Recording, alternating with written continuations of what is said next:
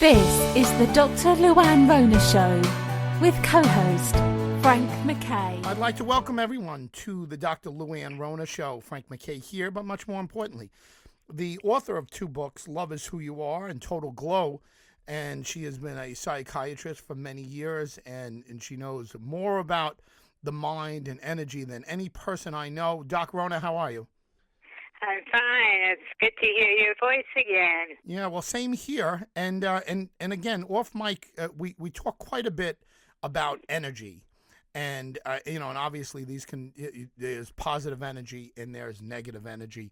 What was your first consciousness of the fact that we are all about, in many ways, we're all about energy? Yes, we certainly are, and we hear people talk about energy in all kinds of ways. You know, it takes energy to do that. It takes energy to do this. Energy moves a train. All of these are all sort of materialistic pieces of energy. But the true, real energy is a magnetic field. It's the field of the whole universe.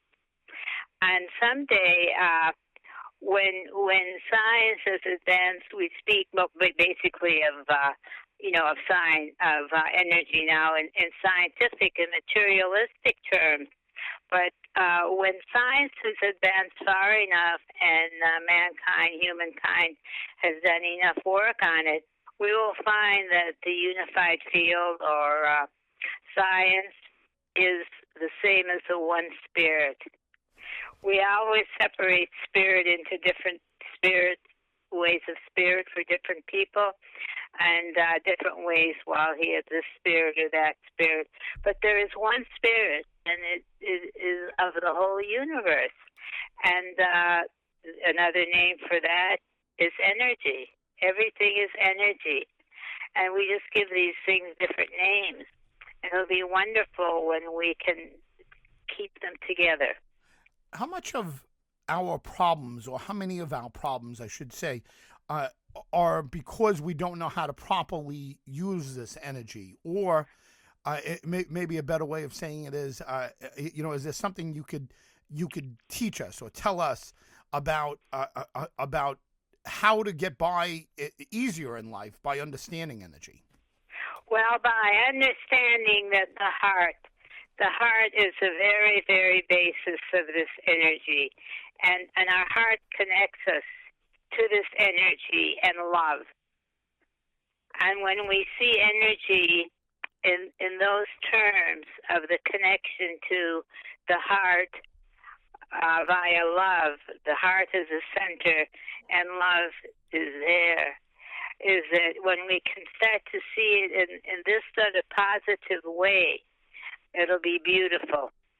Yeah, well, listen, it's you have a way of putting things that make them very understandable, and you're very consistent with your thought about love, and it's the fact, it's the title of your book, Love is Who You Are. And if you're just joining us, Dr. Luann Rona is our host, and you're listening to the Dr. Luann Rona Show. Frank McKay here with the doctor, and you're very consistent on that point. And I could tell just by getting to know you that you've lived that way, and you find love. And again, we have our good days and we have our bad days, but at the end of the day, you seem to surround yourself with the concept of love and energy. And again, I mean, how much of those coincide together? How much of love is energy, and how much of energy is love? Right. Well, actually, they're one and the same. Is that when we separated ourselves in the Great Divide, there we separated humankind into the spirit, and that went to the church more or less, or types of churches, and energy kind of went to science. And that dualism, that separation, made us see these things as differently, not as one and the same, and not as one that can work together. that they work very, very, very well together.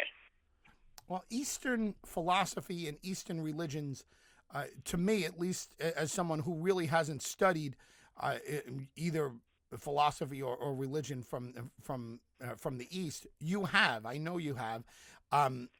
They have seem to have a better understanding of this. Is that true? I think so. I think that they started out with so many things along that line, with the chakras, 7 chakras, and the energy that comes from the chakras. And now, of course, we in the Western world are finally using acupuncture to help heal things. And we're using tapping on acupuncture points to remove phobias. You can look at, I can look at a little child in this, where I live here, and you can just see from some children there's like a beam. There's like the mind can't describe it, see. The mind cannot describe this kind of energy. It just can, the heart can feel it. Have you ever had that experience where you look at someone and you know that there's love in them, that you can see the love coming from them? Well, the mind can't explain that. The mind will try to explain and understand on that, but the mind's not capable of that sort of thing. The mind wants to structure everything. Well, if you think about it, it's really not logical. For what we were taught as a child and what we've been taught, generations and generations, our ancestors were born and taught to think logically. So if you can't see something, it doesn't necessarily exist. Energy is something that you know it's there. We all know it's there. We live on it. Love, we all know that's there, but it's not necessarily logical. Is that true? That's right, and it's something you can't really explain, and that's why we put it in these terms. Well, it took all this energy to do it. Well, what energy did it take to do that? You see, we can't really, the mind can't really explain that. We can just sense it and feel it kind of and know it, and it's the heart, because underneath that energy, see, is really love. Yeah, no, that's understandable the way you put that. But at the same time, as a child, if you have a crush on someone, and again, I don't want to sum everything up as being, like romantic love. I mean, love is beyond just romantic love. But as a child, we first experience crushes, and we experience, liking someone or having a crush on someone, and it's not necessarily due. In fact, it's against peer pressure in many ways. When I was a little boy, I had little crushes on little girls, but I didn't want to tell my friends because they would make fun of that. They would tease that. But at the same time, it didn't make logical sense to me why I'm attracted to that little girl, and why me, this little boy, is feeling different around her. It's not logical. That's right. These things aren't, but it's a sort of a sense, and you can't quite describe it. But it's like a feeling. Mm-hmm. Yeah. Well. Yeah. No question about it. How early in your career and in your life did you start, reading or hearing about at least the chakras, and really begin to develop some interest in Eastern philosophy or Eastern religion? Well, I would say really not until I was through with medical school, because, in medical school, at that point, they didn't teach us anything about, about chakras and about energy, and a lot of that stuff was just considered, boo-hoo, or... Would it be considered a distraction? Would your professors in medical school say to you, "Oh, don't get distracted with that. That's silly. That's all, Yeah, well, that could be a word where they would use. It wasn't, I think, until Richard Nixon was in China or one of those countries, and he had some surgery or something done with chakras, that it even started to become a little more known in the in the United States, and then more people came here, and more people started to try to use it, and found that hey, these chakras are there, and then a lot of different energies. We could feel energy. I started to learn about it then, and it was really a gentleman from Australia who had been an osteopath, had done many things. He always got into something new, and he was one of the first people, he and his wife, to come here to Washington, D.C., and start teaching about this. And it was amazing because you could, we would put our hands on each other's chakra and make insignias on our hands and place it over that part of the body, and the person could feel that energy. They could feel our hands, above their body. It was very, very, very fascinating. And then we started doing more and more of this, and now it's all over. If you're, well, not to interrupt, but if you're just tuning in, or if you're just turning on our radio show, you're listening to the Dr. That's Lou Ann right. Leonard That's Show. right. It's like turning on that part. It wasn't until not that many years ago, but people realized that different parts of our body were connected by this energy. The psychoneuroimmunology system. Obviously, the nerve cells were connected for a long time to the brain cells and to other cells, but we didn't know that. Well, then someone working at NIH discovered that hey, these nerve cells are connecting up here to these cells in the brain. And everyone was surprised. Well, they just didn't suddenly develop overnight. They had been there all along, but because we weren't looking for them, you see, we weren't looking for them scientifically. We didn't know they were there, and we didn't even pay attention to it. And then a scientist discovered that and said, hey, look, these are connected. And now I think one of the fascinating things to study is psychoneuroimmunology, how the psych and the immunology are connected together. And we know now so much how the mind affects the body. Where is medical school now, or where are medical schools now as far as accepting other forms of healing or aiding in healing? Much different from when you went to medical school? Do they accept? Oh, yes, I think so. I think that they're much further advanced, and they don't use just one thing now. I mean, there's centers where they combine, although a lot of people still don't like, using poisonous things, to heal cancer. But yet there are schools that use, nutrition. They put together nutrition, immunology, chemotherapy. They combine all these different things and are getting much better results. And people are thinking that someday we'll find answers to things like Alzheimer's disease too. It seems like we are making some kind of progress with. Yes. With many of these things. We are making progress. I think in general medicine. Psychiatry, I'm not so sure of at times, because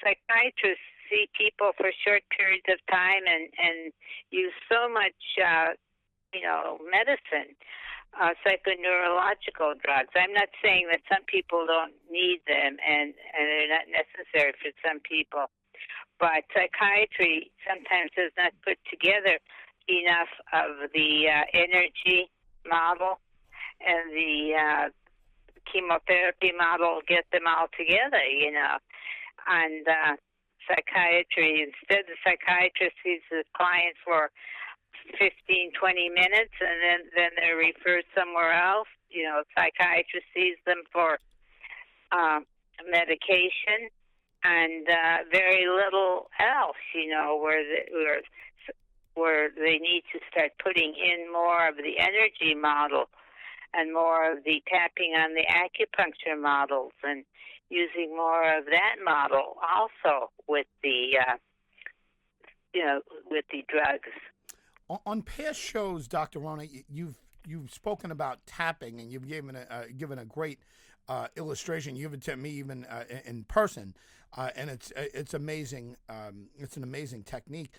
Can you talk about acupuncture a little bit? And pardon my ignorance, but I'm sure some of our listeners share the same issue. Can you explain the theory behind acupuncture to us?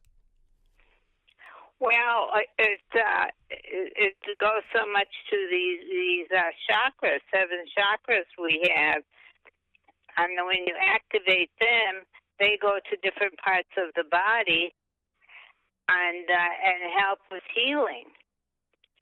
So acupuncture also does that. Some people even can use acupuncture for a type of anesthesia. And lots of forms of healing.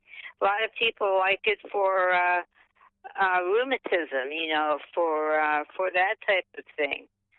And it helps heal lots of things.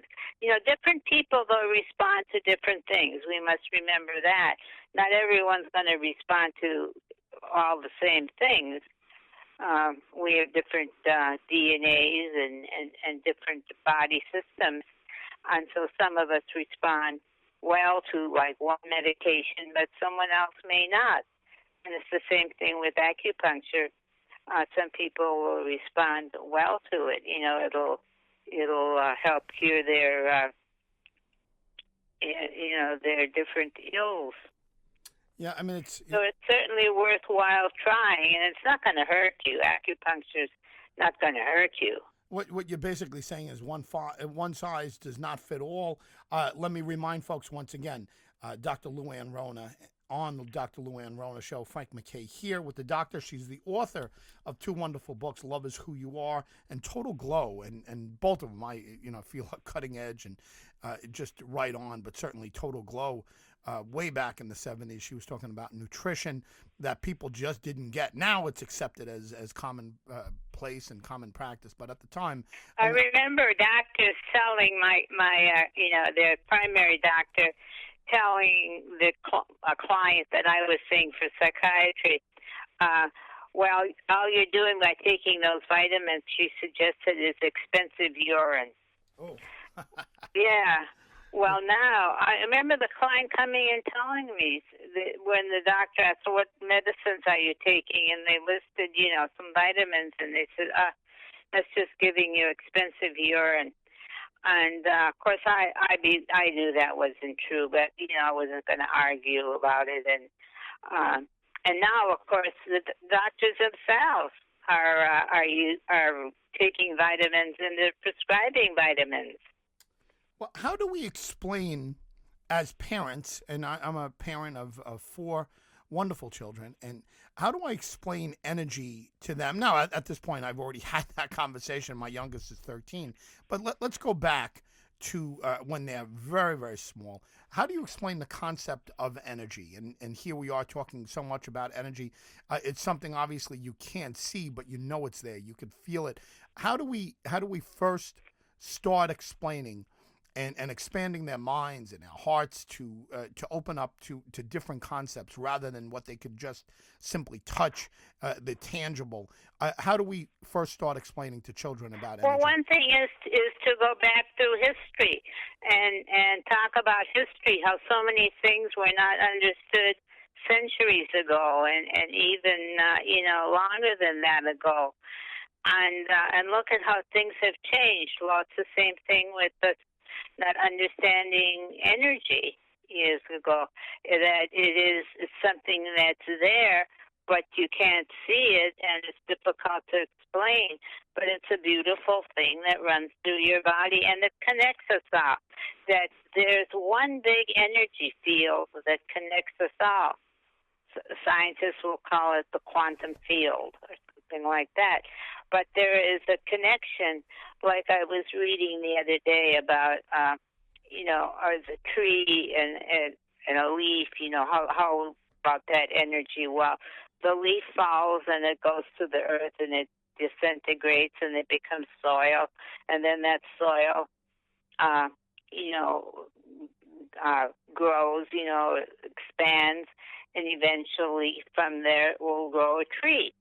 Is that energy changes its form. It's all just energy, still energy, but it changes in form.